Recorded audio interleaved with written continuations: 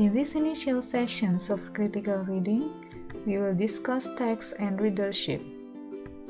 What is text then? One definition says that text is the physical form which the writing text on the page and the meaning which this physical form encodes. So it emphasizes on the physical form of written language. While another source defined it as any chunk of written language which carries a whole meaning and is describable by some term such as novel or letter.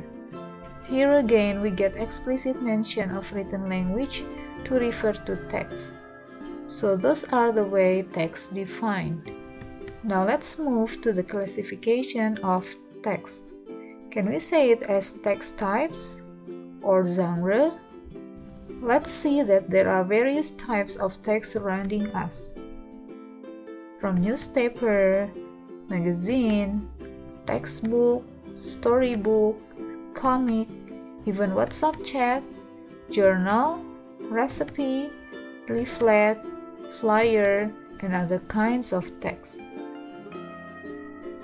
If we see from popular categories called genre, we will get this: description, explanation, exposition, discussion, narrative, recount, procedure, report, news items, and spoof. I'm sure you already know this, but genre might vary depending on its field. In literature, for example, we know these types: novel, short story, fairy tale, fable, and so on. Text types in media circle can be sections like this: editorials, cover story, news report, article, advertisement, and many others. And there are other varieties of text such as essay, letter, pamphlet, press release, advertisement, and other kinds of text. So we cannot divide them into one single category, as it will depend on the purpose of the text that we will talk about later. Now let's find out what being a reader means. We as readers. First, it is said that reading is so much a part of daily life for those living in literate communities. Are you a literate person? Of course we are. You are students and I'm a lecturer. Then reading should be part of our daily routine. And then experienced readers make judgments during any reading activity about the degree of care and attention which the material warrant.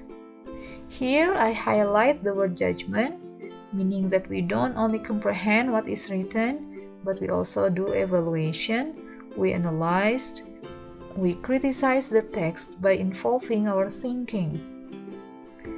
And then effective reading means a flexible and appropriate response to the material in hand, which is always guided by the reader's purpose. Here again, there is one key point. It is about purpose of the reader in reading a text. So there are text purpose and reading purpose. It means that readers are aware that they have option. They have option to choose text to read, to continue reading, even to give up reading. In other words, our day-to-day reading behavior is highly selective, meaning that we have the right to choose. Then how text position the reader? In this sense, there are subject position and reading position. First is subject position. It means the relative positions created for reader and writer through text. So text becomes the bridge between the writer and the reader.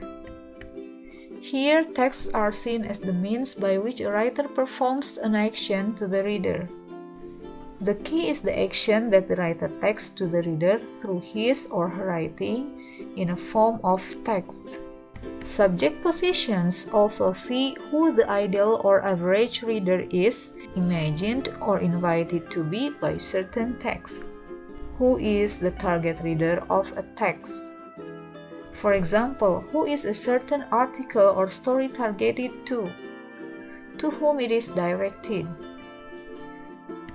And then the last is, texts are seldom entirely homogeneous. It means that writers will often adopt varying positions as the text progresses and expect the reader to adopt reciprocal shifts in position. A text at the same time may expect many roles from the reader. When reading his or her text, at one point the reader can act as a friend, for example, and then as the reading continues, they shift to become parents, or reviewers, or psychologists, for example.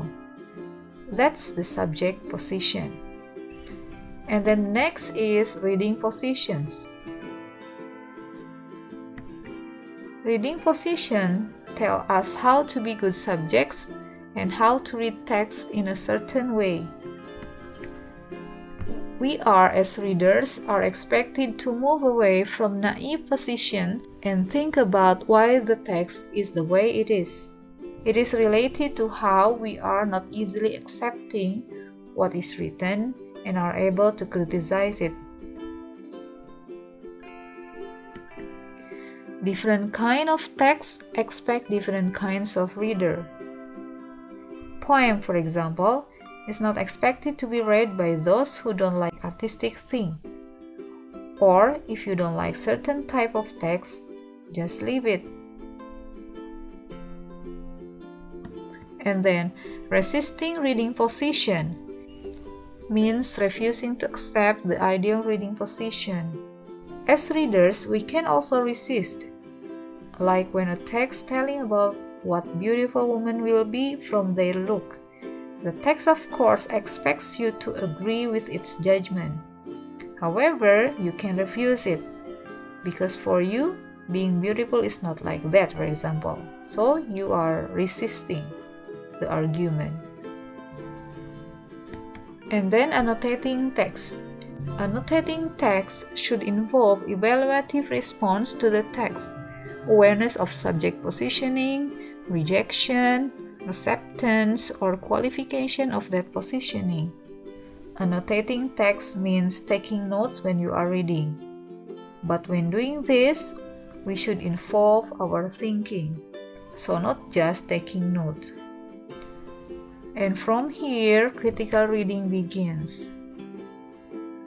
From here as well, that your annotation is realized in the form of reflective journal that will be explained later. That is our lesson for today. Enjoy your reading and see you.